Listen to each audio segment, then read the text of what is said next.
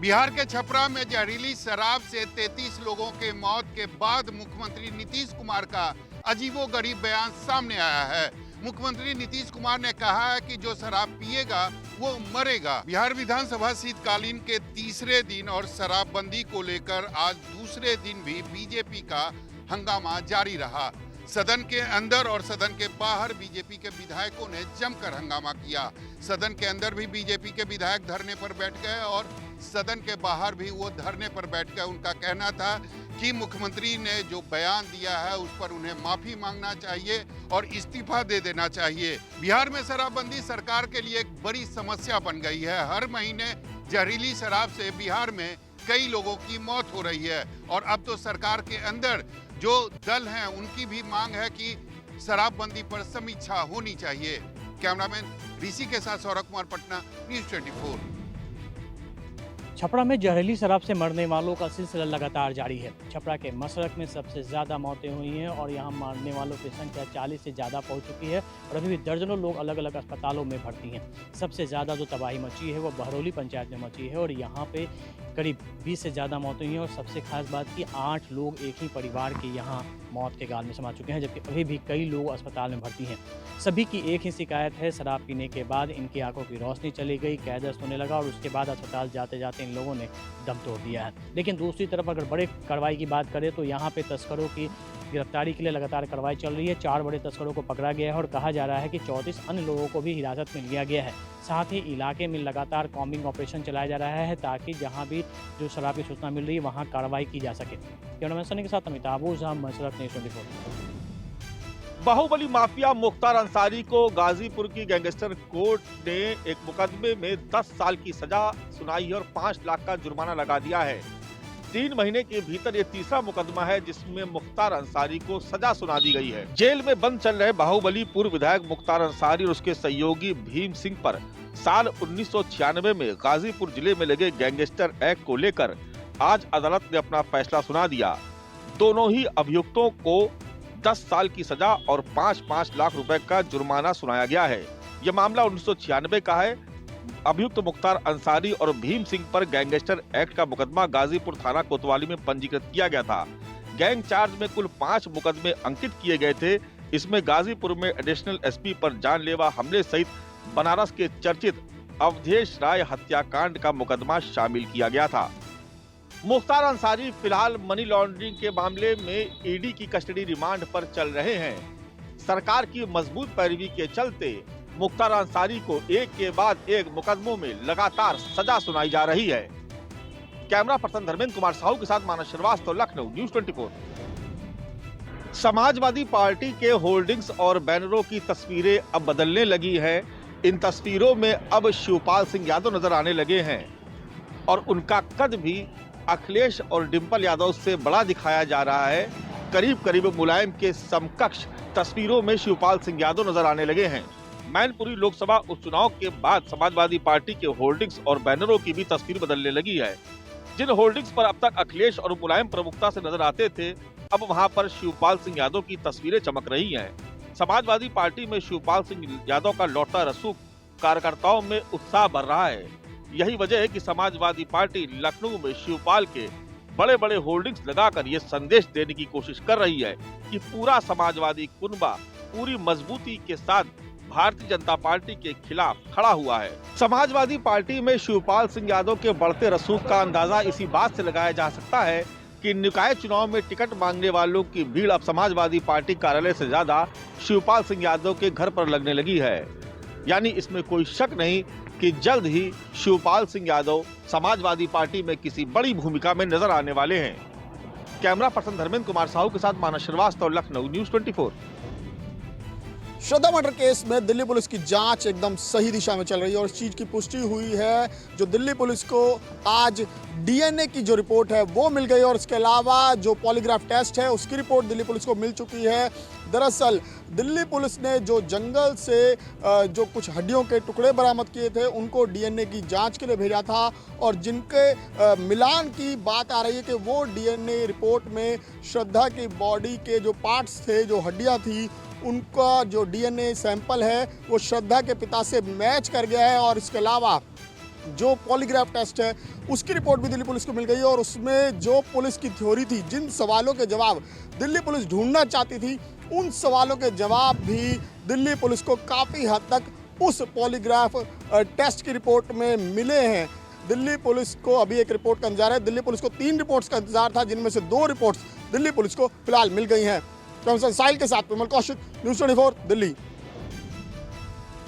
के अंतर्राष्ट्रीय हवाई अड्डे पे भीड़ भाड़ जाम की स्थिति अभी भी बनी हुई है। हालांकि बहुत कोशिश के बावजूद भी स्थिति में बहुत ज़्यादा सुधार नहीं आ पाया है। इसको लेकर के अब केंद्रीय गृह मंत्रालय ने इसमें हस्तक्षेप किया है और आज एक हाई लेवल मीटिंग केंद्रीय गृह सचिव की अध्यक्षता में हुई है, जिसमें गृह मंत्रालय के अधिकारी, सिविल एविएशन के सचिव, bureau of civil aviation security के अधिकारी और डायल के अधिकारी इसमें शामिल थे। दरअसल में ये असेसमेंट करने की अब कोशिश की जा रही है गृह मंत्रालय की तरफ से कि आखिर ऐसी स्थिति क्यों आई। क्या यात्रियों का फुटफॉल यानी यात्रियों की संख्या बहुत ज़्यादा अचानक बढ़ गई, जिसकी वजह से वहाँ इतनी भीड़ भाड़ और जाम की स्थिति हो गई है, या फिर स्टाफ की कमी है। तो ऐसे माना जा रहा है कि सीआईएसएफ की जो संख्या अभी तक एयरपोर्ट पे जो है उसमें करीब 1200 और सीआईएसएफ अधिकारियों की जवानों की वहाँ पे बढ़ोतरी की जा सकती है। कैमरामैन उमेश के साथ प्रशांत देव, न्यूज़ 24 दिल्ली।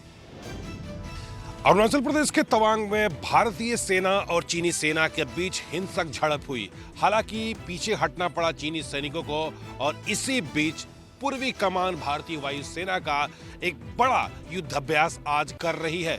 आपको बता दें कि ये एक्सरसाइज असम, अरुणाचल प्रदेश सहित उत्तर पूर्व के सभी राज्यों की एयर स्पेस में की जा रही है। इसको लेकर वायुसेना ने नोटम यानी नोटिस टू एयरमैन भी जारी कर दिया है। हालांकि ये युद्धाभ्यास तवांग की घटना से पहले ही तय हो चुका था, लेकिन इस दौरान अरुणाचल प्रदेश सोसाइटी एलएसी पर वायुसेना की ताकत का नमूना जरूर दिखाई पड़ रहा है। आपको बता दें कि इस एक्सरसाइज के जरिए चीन को यह बताने की कोशिश है, तुम्हारे हर हमले का जवाब देने के लिए हम पूरी तरह से तैयार हैं। इससे पहले उत्तराखंड के औली में जब अमेरिका के साथ भारतीय सेना ने युद्धाभ्यास किया था तो चीन ने कड़ी चेतावनी दी थी, जिसके बाद ये देखा गया पोस्ट पर हमला करने की कोशिश किया गया। कैमरा पर्सन अविनाश के साथ पवन मिश्रा, न्यूज़ 24 दिल्ली। राज्य में भाजपा नेताओं पर हमले लगातार बढ़ते जा रहे हैं। पुणे में भाजपा नेता और मंत्री चंद्रकांत पाटिल पर शाही फेंकने का मामला अभी शांत भी नहीं हुआ था कि अब सोलापुर में भाजपा के विधायक विजय देशमुख पर शाही फेंकने का मामला सामने आया है। मंगलवार के दिन सोलापुर के बुधवार पेठ इलाके में सामाजिक संगठन की ओर से आयोजित सार्वजनिक विवाह समारोह में विजय कुमार देशमुख जो है शिरकत करने पहुंचे थे। तभी भीड़ में से एक शख्स ने जो है उनके ऊपर स्याही फेंक दी। इस मामले में पुलिस ने उस शख्स को जो है गिरफ्तार कर लिया है। जो जानकारी निकलकर सामने आ रही है उसके मुताबिक जैसे ही विजय कुमार देशमुख शादी समारोह में शामिल होने के लिए पहुंचते हैं, तभी भीड़ में मौजूद एक लाल रंग का कपड़ा पहने हुआ शख्स जो है उनके ऊपर स्याही फेंक देता है। कैमरामैन विनोद के साथ राहुल पांडे, न्यूज़ 24 मुंबई। एलएसी पर एक बार फिर तनाव की स्थिति बनी हुई है, क्योंकि चीन ने एक बार फिर अपनी नापाक साजिश को अंजाम देने की कोशिश की थी, लेकिन भारतीय सेना के बहादुर जवानों ने चीनी सैनिकों की उस नापाक साजिश को निस्तानाबूद कर दिया। इस झड़प के बाद देश बेहद ज्यादा गुस्से में है और चीन के खिलाफ सख्त कार्रवाई की मांग कर रहा है। वहीं जम्मू में सबसे बड़ी अनाज मंडी वेयर हाउस में व्यापारियों ने सर्वसम्मति से ये फैसला किया है कि वो चीन के खाद्य पदार्थ को नहीं बेचेंगे, क्योंकि चीन से राजमा जो सुंड है वो बेहद ज्यादा मात्रा में आती है। करोड़ों का व्यापार चीन से होता है। लेकिन अभी यहाँ पर जम्मू की जो सबसे बड़ी अनाज मंडी है वहां पर व्यापारी जो है एक बैठक कर रहे हैं। उस बैठक में सर्वसम्मति से ये फैसला किया गया है कि चीन खाद्य पदार्थ को नहीं बेचा जाएगा। और दुकान पे आप देखिए कि बाकायदा यहाँ पर होर्डिंग लगी हुई है। जो पोस्टर यहाँ पर लगाए गए उसमें लिखा हुआ है बैन चाइनीज प्रोडक्ट। आज जम्मू की ये सबसे बड़ी अनाज मंडी है वेयर हाउस। यहाँ पे व्यापारियों ने सर्वसम्मति से ये फैसला किया है कि वो चीन खाद्य पदार्थ को नहीं बेचेंगे। कैमरामैन पवन के साथ पंकज शर्मा, न्यूज़ 24 जम्मू। भारत में G20 शिखर सम्मेलन के दौरान बाहर से आने वाले विदेशी मेहमानों का अनुभव अच्छा रहे, इसलिए भारत के टैक्सी ड्राइवरों को ट्रेनिंग दी जा रही है। जी हां, हम आपको बता दें कि भारत के टैक्सी ड्राइवरों को फ्रेंच, जर्मन, रूसी, अरबी और अंग्रेजी बोलने की ट्रेनिंग दी जा रही है। साफ सफाई और विदेशी मेहमानों से व्यवहार किस तरीके का हो, ये तौर तरीका भी सिखाया जा रहा है। केंद्रीय पर्यटन मंत्रालय के तहत आने वाला ITDC ने अब तक दिल्ली के 300 ड्राइवर को ट्रेन किया है और आगे देश के 55 जगहों पर ये ट्रेनिंग देने जाने की योजना बनाई गई है। भारत का दुनिया के सबसे प्रभावशाली बहुपक्षीय समूह G20 का नेतृत्व करना खुशी और गौरव का विषय है। इसी को देखते हुए भारत जो है इस तरीके की तैयारी कर रहा है कि विश्व स्तर पर भारत की और भी बड़ाई हो। कैमरा पर्सन संजय राहुल के साथ Pallavi Jha, Delhi, news 24। United nation में पाकिस्तान के विदेश मंत्री बिलावल भुट्टो द्वारा दिए गए कश्मीर की टिप्पणी पर भारत के विदेश मंत्री एस जयशंकर ने उसी मंच पर करारा जवाब दिया। विदेश मंत्री एस जयशंकर ने कहा कि जो देश ओसामा बिन लादेन की मेहमान नवाजी कर रहा था, जिसने अपने पड़ोसी देश की संसद पर हमला किया, वो यूनाइटेड नेशन जैसे शक्तिशाली मंच पर उपदेश के काबिल नहीं है। जयशंकर मंगलवार को यूनाइटेड नेशन पहुंचे थे, जहां पर सिक्योरिटी काउंसिल में भारत की अध्यक्षता में काउंटर टेररिज्म और रेफरेंडम मल्टी टेररिज्म पर दोनों अहम इवेंट हो रहे थे। इतना ही नहीं, पाकिस्तान के अलावा चीन पर भी विदेश मंत्री ने साफ तौर पर बयान दिया और उन्होंने इशारों में कहा कि जो देश आतंकवाद को सही मानता है और सही बोलता है, उस पर भी कहीं ना कहीं सवालिया निशान खड़े होते हैं। नई दिल्ली से कैमरा पर्सन कालीकांत झा के साथ अमित पांडे, न्यूज़ 24। मुंबई के लाल बाग स्थित अविघ्न पार्क बिल्डिंग में आज आग लग गई। आज सुबह करीब 11 बजे इस बिल्डिंग में धुआं उठने लगा, जिसके बाद दमकल विभाग की 6 गाड़ियां वहां पर मौके पर पहुंची और उन्होंने आग को काबू करने की कोशिश शुरू कर दी। लगभग 1 घंटे के बाद इस आग पर काबू पा लिया गया। आज से ठीक 1 साल पहले 22 अक्टूबर 2021 को इसी अविघ्न पार्क बिल्डिंग में आग लगी थी, जिसमें एक व्यक्ति की मौत हो गई थी। 1 साल के बाद दोबारा इस बिल्डिंग में आग लगने से कई सवाल यहाँ पर खड़े हो चुके हैं। जब पहली बार आग 2021 में लगी थी, तब फायर ब्रिगेड ने इसकी जांच भी की थी। आखिरकार उस रिपोर्ट में क्या था? क्या वहाँ पर फायर ब्रिगेड ने कुछ उपाय सुझाए थे और क्या उस पर अमल किया गया था? अगर किया गया था तो दोबारा ये आग कैसे लगी? ऐसे कई सवाल यहाँ पर उठने लगे हैं। कैमरामैन अंचल सिंह के साथ विनोद जगदाले, न्यूज़ 24 मुंबई। कुख्यात गैंगस्टर विकास लांगरपुरिया, जिसको कई सालों से दिल्ली सहित कई राज्यों की पुलिस तक थी, आखिरकार उसे भारत लाने में कामयाबी एजेंसी को मिल ही गई है। विकास लांगरपुरिया को दुबई से डिपोर्ट करके कल रात दिल्ली के IGI एयरपोर्ट लाया गया, जहां पर उसे दिल्ली पुलिस की स्पेशल सेल है वो भी लेने पहुंची। इसके अलावा जो हरियाणा की STF है, गुड़गांव की STF है, वो लेने पहुंची, जिसके बाद दोनों के बीच विचार विमर्श के बाद विकास लांगरपुरिया की कस्टडी जो है वो गुरुग्राम STF को मिल गई, क्योंकि दरअसल गुरुग्राम में भी विकास लांगरपुरिया ने एक बड़े अपराध को अंजाम दिया था। दिल्ली ही नहीं, कई राज्यों में विकास लांगरपुरिया के खिलाफ कई संगीन मामले दर्ज हैं और पिछले 7 सालों से वो लगातार देश से बाहर था, फरार चल रहा था। कैमरा साहिल के साथ कौशिक, न्यूज़ 24 दिल्ली। आपको बता दें कि हेनरी कैविल ने बहुत ही बखूबी से सुपरमैन के किरदार को अब तक निभाया है और अब हेनरी कैविल और सुपरमैन के जितने भी फैंस हैं उनके लिए एक बहुत ही बड़ी सैड न्यूज़ है। और वो सैड न्यूज़ ये है कि हेनरी कैविल अब सुपरमैन के किरदार करते हुए नज़र नहीं आएंगे। जी हाँ, हेनरी कैविल ने अपने इंस्टाग्राम पोस्ट के ज़रिए ये सैड न्यूज़ शेयर किया है और उन्होंने ये बताया है कि हाल ही में वो DC यूनिवर्स के प्रोड्यूसर्स जेम्स गन और पीटर सैफरन से मिले और उन्होंने उन्हें ये बताया है कि अब हेनरी कैविल आगे सुपरमैन के किरदार को नहीं निभा सकते हैं, बदले में उनके जगह पे किसी और को कास्ट किया जा रहा है। इस बात से हेनरी कैविल भी बहुत ज़्यादा दुखद थे। उन्होंने ये भी आगे बताया कि अक्टूबर के महीने में उन्होंने सुपरमैन का अनाउंसमेंट भी किया था कि वो एक बार फिर से सुपरमैन के किरदार में दिखाई देंगे। साथ में अभी हाल ही में रिलीज हुई ड्वेन जॉनसन की फिल्म द ब्लैक एडम्स में भी हेनरी कैविल दिखाई दिए थे और क्लाइमेक्स के सीन के बाद सब यही अनुमान लगा रहे थे कि ब्लैक एडम्स और सुपरमैन का फाइट सीक्वेंस जो है वो ब्लैक एडम्स के सेकेंड पार्ट में भी दिखाई देगा। तो अब तक ये सबसे बड़ी खबर ये है कि हेनरी कैविल जो है वो सुपरमैन के किरदार में अब नजर नहीं आएंगे। कैमरा पर्सन राजेंद्र के साथ नवीन सिंह भारद्वाज, न्यूज़ 24 मुंबई। जम्मू कश्मीर में मिलिटेंसी के 25 सालों के समय में पहली बार यहाँ कश्मीर घाटी के अंदर एक जैश ए मोहम्मद मिलिटेंट कमांडर का घर जो है बुलडोज कर दिया गया, उस पर सरकारी बुलडोजर चलाया गया।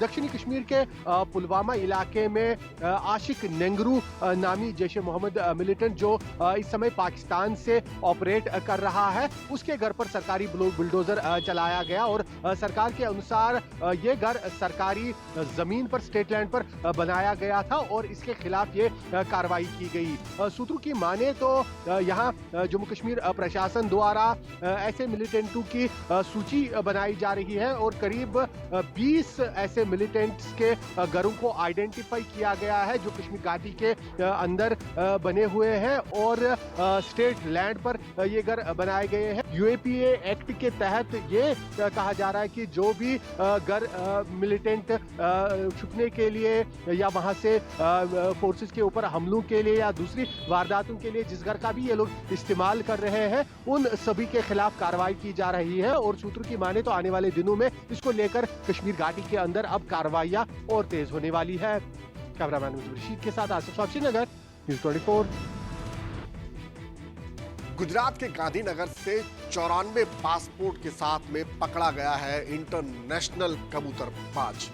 गुजरात पुलिस के स्टेट मॉनिटरिंग सेल के हत्थे एक बड़ा कबूतरबाज लगा है जो अब तक अवैध तरीके से सैकड़ों लोगों को विदेश भेज चुका है। पुलिस कई दिनों से इस आरोपी की तलाश कर रही थी। गुजरात स्टेट मॉनिटरिंग सेल ने विदेश जाने की चाहत रखने वालों को गैरकानूनी तरीके से अमेरिका भेजने के रैकेट के मास्टरमाइंड भरत उर्फ बॉबी पटेल को गांधीनगर से गिरफ्तार कर लिया है। गिरफ्तारी के समय आरोपी के पास से 94 पासपोर्ट भी बरामद हुए हैं। पुलिस ने बताया कि जुआ और शराब के कारोबार पर अंकुश लगाने के लिए गुजरात पुलिस के स्टेट मॉनिटरिंग सेल की एक टीम ने भाड़क चौराहे में छानबीन के दौरान बॉबी पटेल को गिरफ्तार कर लिया। जब पूछताछ की तो पता चला कि वो कबूतरबाजी का एक बड़ा इंटरनेशनल रैकेट का वांटेड आरोपी है जो अवैध मानव तस्करी में शामिल है। कैमरामैन प्रदेश साथ भूपेंद्र सिंह, अहमदाबाद, न्यूज़ 24। राजस्थान में एक अनोखी शादी में शामिल होने का लोगों को बड़ा ही दिलचस्प मौका मिला। दरअसल ये शादी थी 30 साल की पूजा सिंह की भगवान विष्णु के साथ। विष्णु के साथ शादी इस लिहाज से क्योंकि पूजा का दिल शादी विवाह से उठ चुका था। उसे लगने लगा था कि पारिवारिक जीवन में संकट काफ़ी होता है और आए दिन झगड़े होते हैं और आसपास के माहौल को उसने कुछ इसी अंदाज में देखा था। ऐसे में अपने परिवार वालों को बताया कि वह केवल शादी करेगी तो भगवान से ही करेगी और पूरा जीवन उन्हें ही अर्पित कर देगी। जिसके बाद परिवार वालों ने उसे समझाने की कोशिश की और नहीं मानी तो पूजा की भावना का उन्होंने ख्याल रखते हुए भगवान से शादी का फैसला किया। पूरी शादी की परंपरा ठीक उसी तरह से निभाई गई जैसे कि आम घरों में शादी की परंपरा निभाई जाती है। मेहंदी की रस्म से लेकर गणेश पूजन, भात भराई और विदाई तक की सभी रस्में निभाई गई। पूजा मैनेजमेंट कोर्स भी पढ़ी हुई है, पोस्ट ग्रेजुएट की उसने पढ़ाई की है और उसका कहना है कि काफ़ी सोच विचार के बाद ही उसने भगवान से शादी का फैसला किया था। कैमरामैन बलबीर सिंह राठौड़ के साथ श्रीवत्सन, जयपुर, न्यूज़ 24।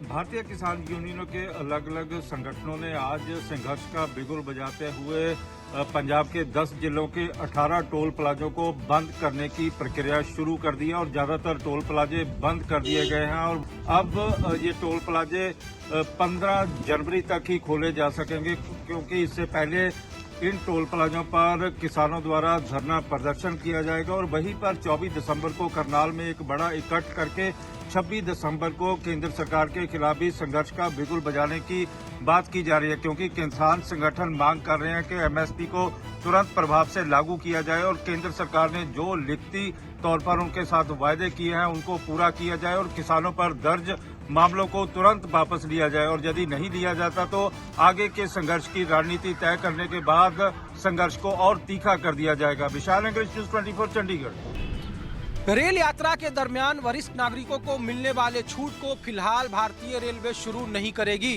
केंद्रीय मंत्री अश्विनी वैष्णव ने संसद में इस बात के दिए संकेत और कहा भारतीय रेल की हालत बेहद खराब। केंद्रीय मंत्री अश्विनी वैष्णव महाराष्ट्र के निर्दलीय सांसद नवनीत राणा के दिए गए सवालों का जवाब दे रहे थे। अश्विनी वैष्णव ने कहा कि बीते साल यात्री सेवाओं पर 59,000 करोड़ रुपए की सब्सिडी भारतीय रेलवे ने दी है, जो एक बड़ी रकम है और कई राज्यों के सालाना बजट से कहीं ज्यादा है। इसके अलावा बीते साल हर साल सैलरी बिल में 97,000 करोड़ रुपए और पेंशन बिल पर 60,000 करोड़ रुपए भारतीय रेल खर्च करती है। ऐसे में इस बात की एक अरसे से मांग उठ रही थी कि कॉन्सेशनल पास को भारतीय रेलवे फिर से बहाली करे, जिस पर भारतीय रेल मंत्री ने ना कर दी है। कैमरामैन नितिन के साथ ऋषिकेश कुमार, न्यूज़ 24, दिल्ली। विश्व स्तर पर यह सवाल अभी भी बना हुआ है कि आखिर कोरोना वायरस की उत्पत्ति कहां और कैसे हुई। यही वजह है कि WHO के प्रमुख की तरफ से चीन से यह सवाल पूछा गया है और उनसे डेटा साझा करने के लिए कहा गया है, जिससे कि यह पता चल सके कि क्या वाकई में चीन से ही कोरोना वायरस की उत्पत्ति हुई थी। क्योंकि तमाम जो रिपोर्ट्स अब तक सामने आए हैं उसमें साफ तौर पर इस बात की तस्दीक हो रही है कि चीन के वुहान से ही कोरोना वायरस की उत्पत्ति हुई थी। क्योंकि चीन तमाम जो सवाल उस पर खड़े किए जा रहे थे उसको लेकर वो सिरे से खारिज करता आ रहा है। यही वजह है कि अंतर्राष्ट्रीय स्तर पर अभी भी 3 साल होने के बावजूद यह चिंता का विषय बना हुआ है, क्योंकि 63 लाख से ज्यादा लोगों ने अपनी जान कोरोना वायरस में गंवाई थी। वहीं WHO के प्रमुख ने यह भी कहा है कि उम्मीद करते हैं कि आने वाले साल में जिस तरह से कोरोना संक्रमण के आंकड़ों में बढ़ोतरी देखी गई अब नहीं देखी जाएगी और हो सकता है कि जो चिंता का विषय अंतर्राष्ट्रीय स्तर पर बना है उससे निजात मिल सकेगी। कैमरामैन दीपक शर्मा के साथ दीपक दुबे, न्यूज़ 24, दिल्ली। कश्मीर घाटी जिसे धरती पर जन्नत कहा जाता है, उसी खूबसूरत जन्नत जैसी जगह पर रहने वाले युवा आज नशे की बुरी लत में बुरी तरह से फंस रहे हैं। और यहाँ जम्मू कश्मीर में स्वास्थ्य विभाग के मनोरोग बाग द्वारा किए गए एक सर्वे में इसका खुलासा हुआ है कि कश्मीर घाटी के अंदर हर रोज 33,000 सिरिंजेस का इस्तेमाल नशाखोर कर रहे हैं और इन सिरिंजेस के जरिए ज्यादातर वो हेरोइन अपने जिस्म के अंदर ले रहे हैं और दूसरी तरह के जो नशे हैं वो इसका इस्तेमाल कर रहे हैं। और कश्मीर घाटी में लगातार नशाखोरों की संख्या बढ़ रही है और इसकी चपेट में युवा लगातार आ रहे हैं। जो आंकड़े हैं उनके अनुसार 67,000 युवा कश्मीर घाटी में आज नशे की बुरी लत में फंस गए हैं। कैमरामैन जुबैर रशीद के साथ आसिफ साहब, श्रीनगर, न्यूज़ 24। ये नजारा है कोलकाता का और फुटबॉल वर्ल्ड कप को लेकर कोलकाता पूरी तरह से सज चुका है। लेकिन फाइनल में जिस तरह से अर्जेंटीना और फ्रांस का यहाँ पे मुकाबला होना है उसको लेकर पूरी तरह से तैयारी किया गया। इस समय देखिए हम कोलकाता के मिठाई दुकान पे मौजूद है।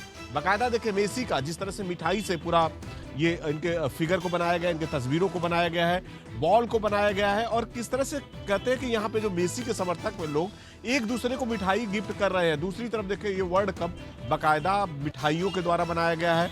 संदेश देखिए बंगाल का फेवरेट होता है और हर कोई संदेश यहाँ पे एक दूसरे को गिफ्ट करता है। और इस तरह देखिए बॉल जो अर्जेंटीना के समर्थक में अर्जेंटीना का कलर से बनाया गया है।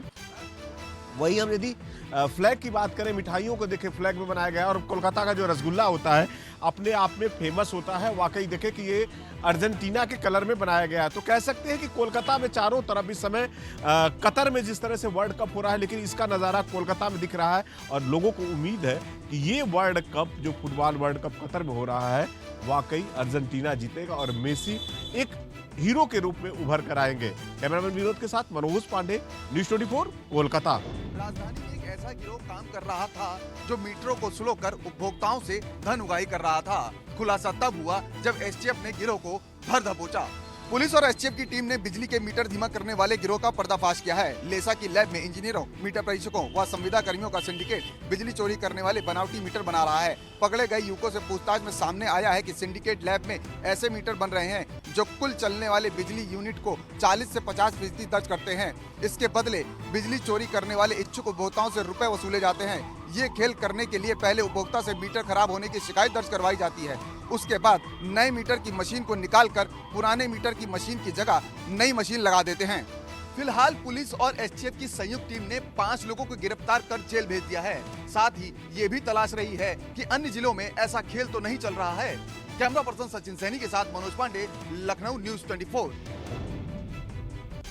शाहरुख खान और दीपिका पादुकोण की फिल्म पठान के रिलीज होने से पहले ही मध्य प्रदेश में विवाद खड़ा हो गया है। मध्य प्रदेश के गृह मंत्री नरोत्तम मिश्रा ने जो टीजर है गाने का वो रिलीज हुआ है, जो बेशर्म रंग, उस गाने के टीजर में दीपिका पादुकोण की ड्रेस पर आपत्ति जताई है। साथ ही जो केसर का रंग है उस पर भी आपत्ति जताते हुए कहा है कि निर्माता जो है फिल्म के, उनको इस तरह के दृश्य को हटाना चाहिए। नहीं ऐसा करने पर मध्य प्रदेश में फिल्म को बैन करने पर विचार किया जाएगा। नरोत्तम मिश्रा ने यह भी कहा है कि दीपिका पादुकोण वही है जो कि जेएनयू में टुकड़े टुकड़े गैंग की सदस्य रही हैं। इसके अलावा कांग्रेस ने नरोत्तम मिश्रा पर तंज कसते हुए कहा कि उनको सेंसर बोर्ड का सदस्य दिया जाना चाहिए ताकि इस तरह के बयान बार बार ना दें, जिससे मध्य प्रदेश की भी बदनामी होती है। आपको बता दें कि ये जो फिल्म है पठान फिल्म 25 जनवरी को रिलीज होनी है और इस फिल्म में जॉन अब्राहम भी एक अलग भूमिका में नजर आएंगे, विलेन की भूमिका में। लेकिन इससे पहले ही इस तरह से इस फिल्म के बायकॉट की मांग उठने लगी है। कैमरा पर्सन कमलेश व्यास के साथ श्रीवास्तव, न्यूज़ 24 भोपाल।